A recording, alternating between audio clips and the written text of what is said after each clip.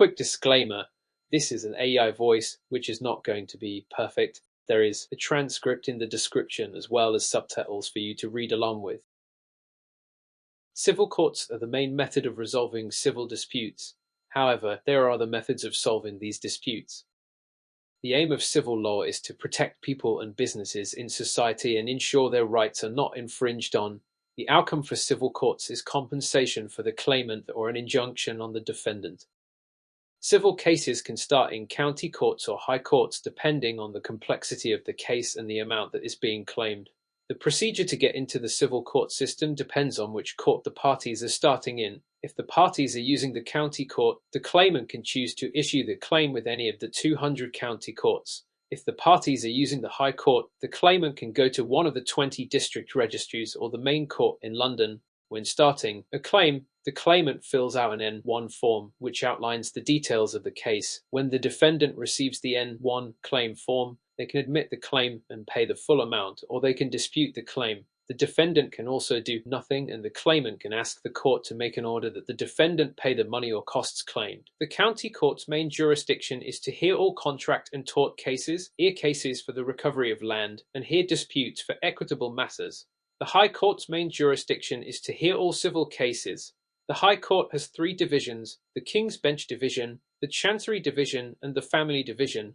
The King's Bench Division has 70 judges and has the main purpose of regulating the courts and dealing with appeals.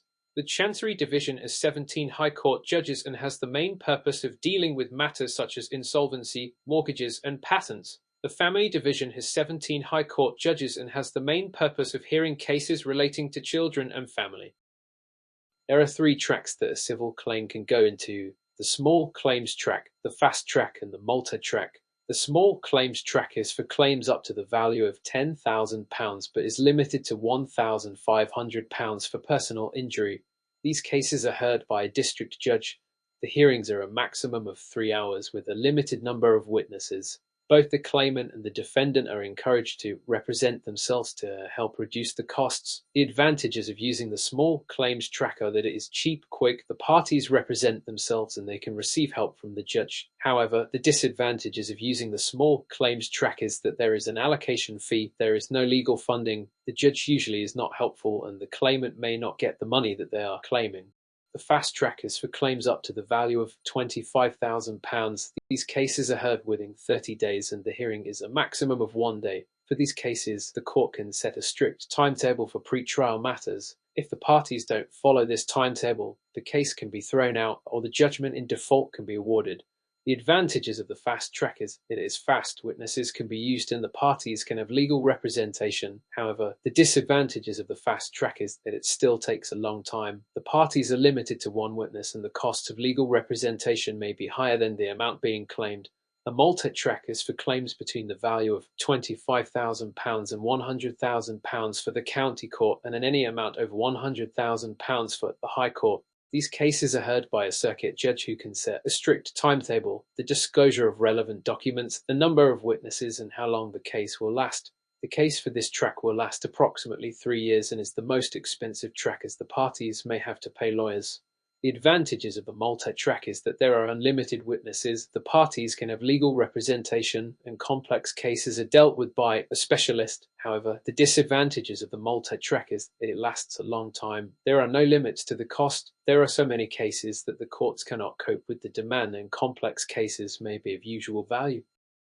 If one of the parties in the case feel the ruling of the case was incorrect for any reason, they can appeal the decision to a court that is higher in the hierarchy. In order to do this, the individual needs permission to appeal that case from a judge. As well as this, the judge will only grant permission for the appeal if the individual has the proper legal grounds for the appeal, or the judge believes that there was an error that affected the fairness of the result. The appeal route for the small claims track starts at the county court with a district judge. This moves to the High Court with a circuit judge. This will move to the Court of Appeal, which will then move on to the Supreme Court. The appeal route for the fast track starts at the county court with a circuit judge. This moves to the High Court with a High Court judge. This will move to the Court of Appeal, which will then move on to the Supreme Court. The appeal route for the multi-track starts with a circuit judge, either in the county court or the High Court. This can move to the Court of Appeal, which will then move on the Supreme Court. There are many reasons for appeals in the civil court system. There can be an appeal from the district judge to circuit judge if the law was applied incorrectly, there was an error in the facts of the case, the procedure was not followed properly, or the judge's decision was incorrect. There can be an appeal from the circuit judge to a high court judge if the law was applied incorrectly, there was an error in the facts of the case, the procedure was not followed correctly, or the judge exercised their discretion improperly. There can be an appeal from the circuit judge to the Court of Appeal if there is an error in the law, there was an error in the facts of the case, the procedure was not followed correctly, or the case raises issues of public importance. There can be an appeal from the High Court judge to the Court of Appeal if the law was applied incorrectly, there was an error in the facts of the case, the procedure was not followed correctly, the judge exercised their discretion incorrectly. There can be an appeal from the Court of Appeal to the Supreme Court if the point of law is of general public importance, there is a conflict in existing case law, or the Court of Appeal's decision is unjust.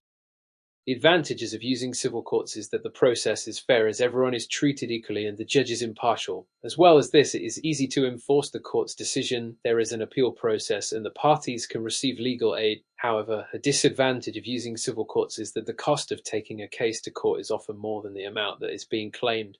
As well as this, legal cases are a long and complicated process, and the preliminary stages add to the length of the case. In addition, there is no guarantee of winning a case, and the party that loses the case may have to pay for the legal costs of the other party.